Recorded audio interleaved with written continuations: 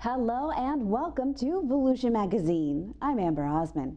In this week's episode, the Shriners bring their fun to the beach. The Marine Science Center sends a big patient home, and tons of holiday trash is removed from our beaches. Later on in the program, Joanne Magley sits down with Jim McNally from Mosquito Control. Those segments and more coming right up on Volusia Magazine. I hope you stay tuned.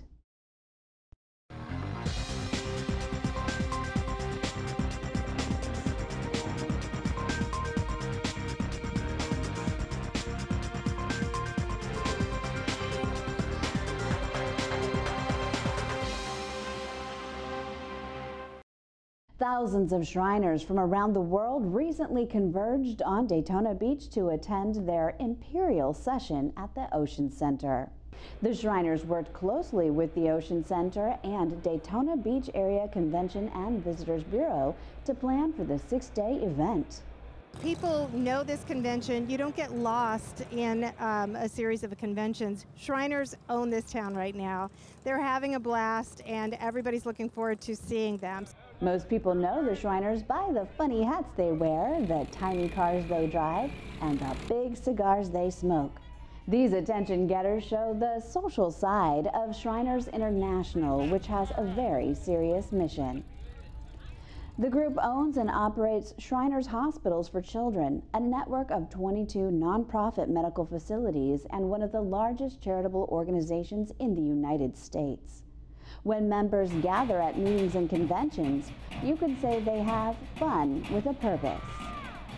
Hundreds of vendors sold novelty items, cigars, and clothing adorned with Shriner logos at the Shriners Marketplace inside the Ocean Center. The group also took part in a motor corps competition at Daytona International Speedway and a golf tournament at the LPGA course. This is important because Shriners is pretty much the biggest convention that we've hosted here. They're in the Ocean Center. They're loving the destination. They've been throughout Volusia County, and they're experiencing a little bit of everything, but what they're seeing most is this warm welcome that Volusia County residents have given to them. It's a convention that brings millions of dollars of economic impact, and we've already booked 3 additional meetings because of this. Introducing people to the area is what we do, and these folks love it here. They took the festivities into high gear with the Shriners Parade. Tiny cars, motorcycles, and clowns thrilled the crowd as they cavorted down A1A. Yeah, I think if you measure success in terms of visitors to the area that are going to carry back the message that Daytona Beach and Volusia County is the place to be, definitely big successes. A lot of these Shriners brought their families, their children, their grandchildren, so we're seeing multiple generations coming in and seeing this area sometimes for the first time. It's great to watch them see the area through the eyes of a new visitor. Many local children, including Theodore Caloris of Ormond Beach, have benefited from Shriners Hospitals. Learn more about the hospitals at shrinershospitalsforchildren.org.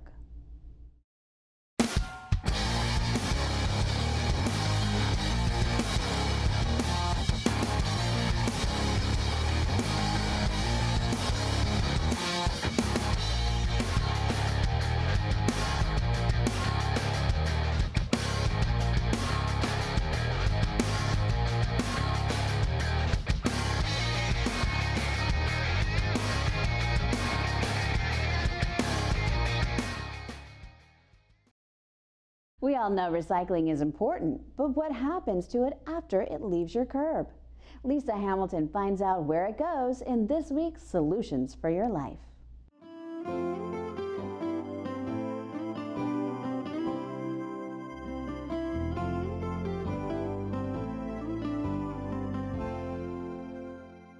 Welcome to Solutions for Your Life. I'm Lisa Hamilton, University of Florida IFAS Extension Agent in Volusia County. It's that time of year for spring cleaning, and so I found myself with items in my garage that I did not know how to dispose of. So I called my friend, Katrina Locke, who is the Director of Sustainability and Natural Resources for Volusia County.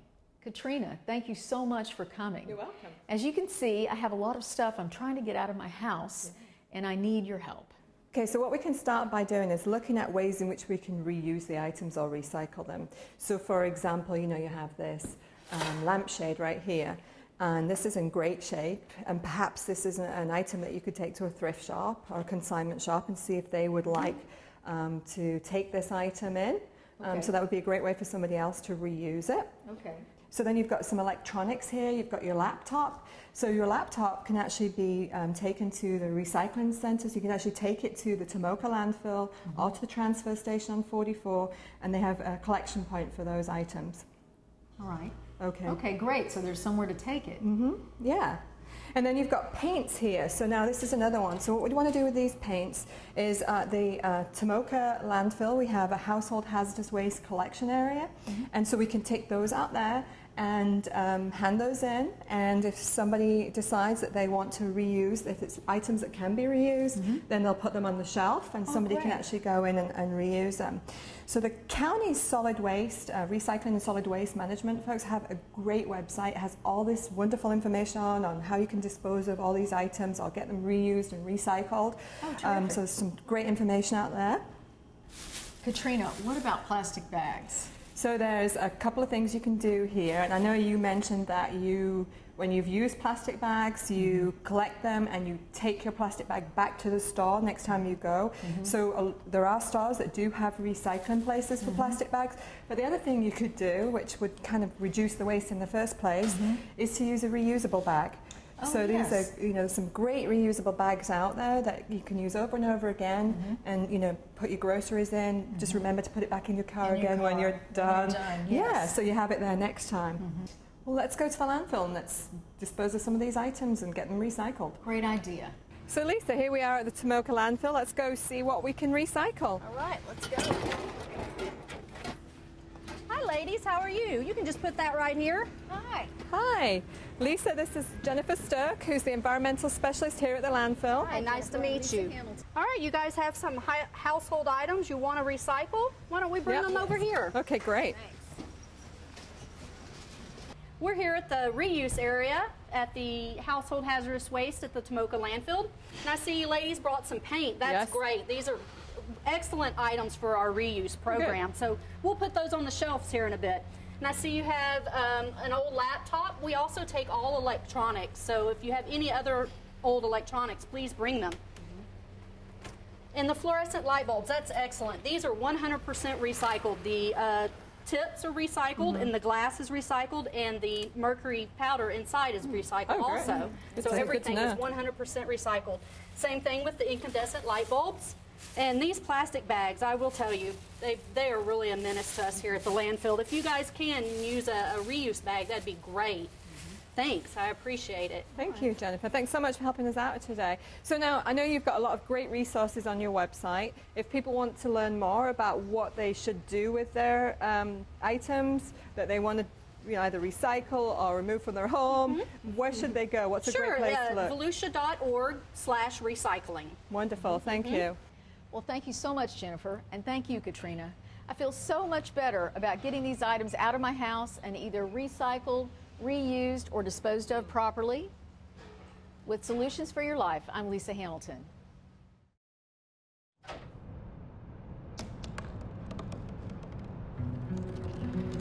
They said I couldn't dream. Called me a piece of trash and swore that's all I'd ever be.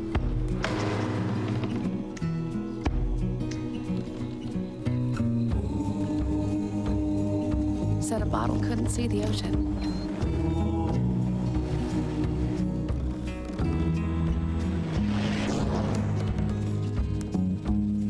Give up. Go back to the dumpster.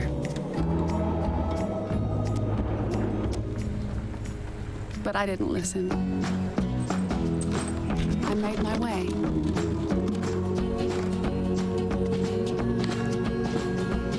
And now, I am what I've always wanted to be.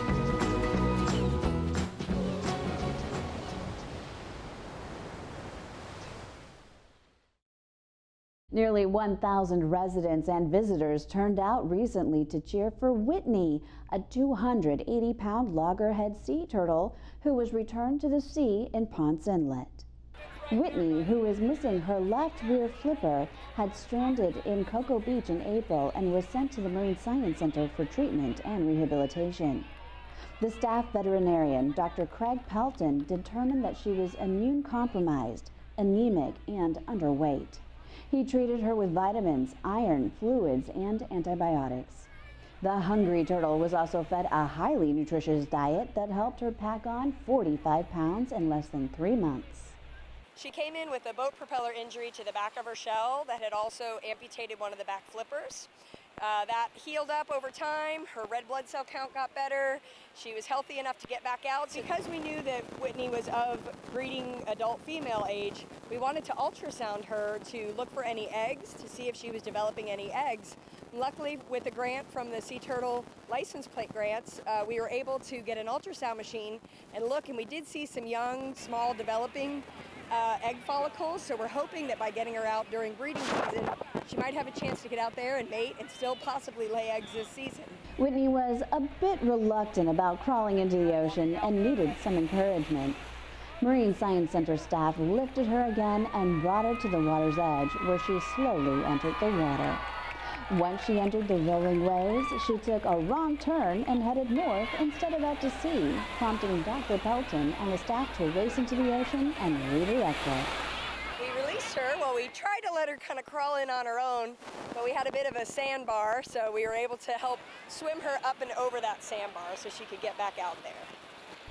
And when it comes to loggerheads, did you know the turtles weigh an average of 250 pounds? Females lay 3 to 5 nests during a single season. And Florida and Oman, a nation on the Arabian Peninsula, are the primary nesting locations. Since opening in 2002, the Marine Science Center has cared for more than 17,000 sea turtles and more than 1,300 gopher tortoises, freshwater turtles, and snakes. Learn more about the Turtle Hospital at marinesciencecenter.com. Toes in the sand, trash in the can. That was the message repeated through various public relations channels over the recent 4th of July holiday weekend. Volusia County was prepared for big crowds on the beaches and for the increase in garbage that comes with crowds. In preparation for the long holiday weekend, the county took to social media to remind beachgoers to remove all items they bring to the beach with a Toes in the Sand, Trash in the Can campaign. An aerial plane flew the message along the coastline daily between Saturday and Tuesday as a friendly reminder to those enjoying the sun and sand. July 4th is traditionally one of the biggest event days on the beach, which also means July 5th is one of the biggest cleanup days. This past July 5th, we had our big beach day where basically we come out in full force and we clean up our beach from the holiday festivities. This year we had a 5-day weekend, Friday through Tuesday, which was big. We collected about 49 tons of trash. 27 of those tons came from July 4th alone. Along with contracted workers who used 30 roving carts as well as walkers to collect trash during the 5-day holiday, volunteers were invited to help clean up the beach the morning of July 5th. Adopt-a-Beach groups focused their efforts in varying locations and collected over 350 pounds of trash. Individuals could be seen making their way up and down the coastline, collecting deserted grills, beach chairs, cups, plates, and more. For comparison, an average 4-day weekend in the summer produces anywhere to 15 to 17 tons of beach garbage. In addition to the increase in traditional debris, the July 4th holiday cleanup was even more challenging than the regular weekend due to fireworks. Despite the fact that fireworks are illegal to possess and light on the beach, evidence of their use can be found far and wide on the 5th. People don't realize is that although fireworks are legal, they are not legal on the beach. And when you send these fireworks off, all these little bits and pieces kind of explode along with the firework, and all those little bits and pieces end up on our beaches. So what we did this past July 5th is we mobilized our Adopt-a-Beachers. They came out in full force. The volunteers helped us clean our beach. And then we had most of it cleaned up by about noon on the 5th. But then this past Saturday, we had additional volunteers come out and just kind of get those little bits that washed in with the tide from maybe other locations and just got our beach really pretty again. Residents and visitors alike are encouraged to visit and enjoy Volusia County beaches year-round, but urged to remove all items they bring with them. Let's go now to Community Information Director Joanne Magley and her guest Jim McNelly, Director of Volusia County's Mosquito Control. Mosquitoes are annoying, but they can also carry diseases and can pose serious health problems.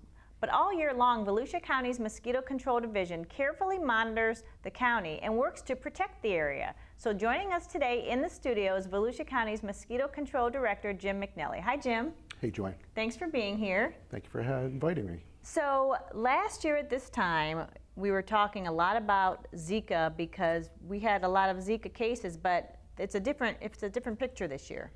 That's right. Last year was all about Zika, and we had a number of travel cases come to Volusia County from other parts of the globe. Folks that had contracted Zika came back to Volusia County. We have had no such cases this year. And I think, as I understand it, there are no areas of ongoing active transmission of Zika in the state of Florida right now by mosquitoes. So that's correct. Last year in the Miami area, we had local transmission, as you know. No, that is not taking place this year. All right, well, that's good news so far. So when it comes to a public health issue, Mosquito Control works closely with the Volusia County Health Department. How does that relationship work? Well, it works very well, first of all, and I will say that you don't have that relationship in many parts of the United States. So we're very lucky here in the state of Florida. Ultimately, diseases like Zika, other diseases that are mosquito-borne, carried by mosquitoes, are reportable diseases. So when a hospital identifies an individual, a patient, with Zika or dengue or West Nile, that's reported to the health department, which in turn reports it to Mosquito Control. And then what does Mosquito Control do with that information? Well, what we do is we look at the disease, we look at the mosquitoes that would be involved in transmission, and we would deploy inspectors and surveillance at the location and determine whether in fact we have the potential for local transmission. So it really kind of helps you to, if there's something in that area, because those mosquitoes that carry Zika, don't they stay in a relatively small area? They do. Those are container mosquitoes, container-produced mosquitoes. So when Mosquito Control talks in a venue like this, we generally talk about containers in people's backyards. And yes, those mosquitoes are produced in containers, and they tend to stay within a backyard or two of the container in which they were produced. So by you going out and spraying in an area that is suspect for possibly having that mosquito, it just helps to be able to confine it even further because you're getting them in that area. Absolutely. It makes it more prescriptive, so you can focus on a specific area, yes. So let's talk about what you do year-round. You work on preventive measures all year round, whether it's rainy season or not. So tell us what goes on. That's right. Mosquito Control in Florida is a year-round business. So we have mosquitoes in Volusia County throughout the year. It does subside a little bit after October and start to pick back up in April and May. But we do an awful lot of ditch cleaning. We have just tens of and hundreds of miles of ditches and canals within the county. Mosquito Control takes care of approximately 25 miles of ditches in eastern Volusia County. And then our road and bridge people and their drainage task team also take care of a number of ditches and canals. So you're cleaning the ditches of garbage that's in there? It's all about keeping the water flowing. So mosquitoes are produced in stagnant water, water that is standing still. If we can clear the debris, if we can clear the aquatic vegetation from ditches and canals, that keeps that water flowing, and that is what helps us in those types of situations, yes. One of the things you use in mosquito control to monitor the mosquito activity is sentinel chickens. So what is a sentinel chicken, and then how do you use those chickens to help monitor what's going on? A sentinel chicken is essentially a proxy for a wild bird. So several of our diseases require a host, an amplification host, and wild birds are those hosts. So we put out flocks of chickens, which again are a proxy or mimic the natural wild bird population. And we can take a blood sample from those birds on a weekly basis and check for specific diseases. We check for 4 different diseases that have that involvement with our wild bird populations. West Nile is one of those diseases. Eastern equine is another. So we need to mention that the chickens are not harmed in this process. They're naturally, what's the right word, immune to? Yeah, they can ward off the disease. So what we check for really, what the Department of Health tests for, because we take the sample and send it to state health, are antibodies to the diseases. So the chickens aren't harmed by the disease. They ultimately ward it off with an antibody system, much like we have. And then they're essentially retired to the life of a chicken on a farm. So have you, what has the testing been like this year as far as the sentinel chickens go? Well, it's basically demonstrated that we have no activity in certainly our chickens, and by extension you would think minimal activity in our wild birds. So we've seen no evidence or indication that we have West Nile out there or Eastern equine or the other 2 diseases. And you also use fish in the fight against mosquitoes. Tell us how you do that. Well, fish eat mosquito larvae and pupae. They eat the aquatic stages of the mosquito's life cycle. So yes, we raise fish and we distribute them throughout the county. People can actually request fish for their fountains and so on. But yes, we put those fish out. They will eat the mosquito larvae and pupae, and that precludes any use of an insecticide. It's a true biological control method. And so you mentioned containers earlier, and a lot of mosquitoes are bred in containers. And one of the big things that people can do, you know, we have a lot of control over actual mosquito production. And so there's a lot of things that individual homeowners can do to help control the mosquito population. Yeah, that's right. I mean, there are things that, what the homeowner can do. We have so many different species of mosquitoes here in Volusia County. Some of them come off the salt marsh. A homeowner can't do anything about that. And they can't do anything about the other floodwater species. But if a homeowner will just go out once a week and take a look at any type of a container around the outside of their residence that has the potential to hold water, it might be a wheelbarrow, it might be that tire leaned up against a shed that doesn't have a rim, pots, pet bowls. If those homeowners will just take a look once a week between May and October and look for those aquatic stages, you don't even have to look for them. Just tip the containers over, flush the containers out. If you don't need the container, throw it away. Yes, that is something that's important, not just for the homeowner, but for those neighbors on either side of their yard. Right, and you know, it can be as little as a bottle cap, is what you've told me. So the water can be as little as a bottle cap, what can fit in a bottle cap for mosquitoes to be able to produce. Yeah, that's right. It seems, silly to say, but it's true, and we see it all the time. So bottle caps, potato chip bags that have been discarded improperly, those plastic bags that you get at the markets, they actually have the ability to retain little pockets and puddles of water, and we see mosquito production in those types of sites. Doesn't have to be big, doesn't have to be the wheelbarrow, and we see it in gutters as well, so people should be taking a look at their gutters. We mentioned at the beginning of the program about how mosquitoes can carry diseases, so it is important for people to put personal protection on as well. What are the best ways for people to help avoid the bite of a mosquito? Yeah, well, screens and air conditioning go a long distance, but if you have to be out and about, if you can in this summer heat, long sleeves, long pants, but really it comes down to a good repellent. And the repellent that we always go to, that we always mention, is something that would include DEET. DEET is still the gold standard of repellents. There are other repellents. We just ask that people use a repellent that has been verified scientifically, if you will, that's recommended by people in the know. So we don't want them out using dryer sheets, things like that. You can access those repellents that actually work through our website. So at volusia.org, mosquito control, we have links to the repellents that actually work.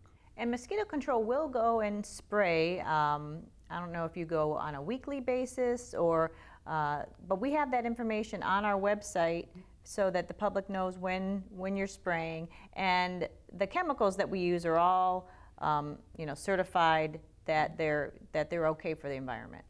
They've all been registered by the EPA, so they've all gone through years of testing so that they could be labeled by the EPA, ultimately labeled for use in the state of Florida. So they go through the federal government, the state government, and anything that is labeled for use in mosquito control, we use according to the label. So our mantra, if you will, is the label is the law. So as long as we use the products according to the label rates, they are essentially okay for the environment and people. So give us your website information again so that if anybody has information, needs more information on battling mosquitoes or want to check out the spraying map, where can they find that? Volusia.org, look for the services menu on the right, click on that, and we're in the drop-down menu. Click on mosquito control, and there's a wealth of information, including repellents on all the products that we use. And there's a link to our spray operations. So folks can access where we have sprayed over the last 2 weeks. They can see where we're going to be spraying that night. And that same link will link them to a service request area where they can request service if they're being bitten by mosquitoes. All right, well, Jim McNelly, Director of the county's Mosquito Control Program, thank you so much for being here today. It was great to be here. Thank you. Amber, back to you. Thanks, Joanne, and thank you too for watching Volusia Magazine. If you have any questions about the show, you can feel free to give us a call at any of the numbers you see listed here, or you can log on to volusia.org and click on the News tab at the top of the screen to find us. And we hope you won't forget to listen to Volusia Today. That's Volusia County Government's weekly public radio broadcast. Volusia Today airs every Tuesday, Wednesday, and Sunday mornings on the local radio stations you see on your screen. And finally, our video crew was out and about working on a future segment when we caught these dolphins playing near the Ponce Inlet Jetty. Just beautiful. For Volusia Magazine, I'm Amber Osmond. Have a wonderful evening.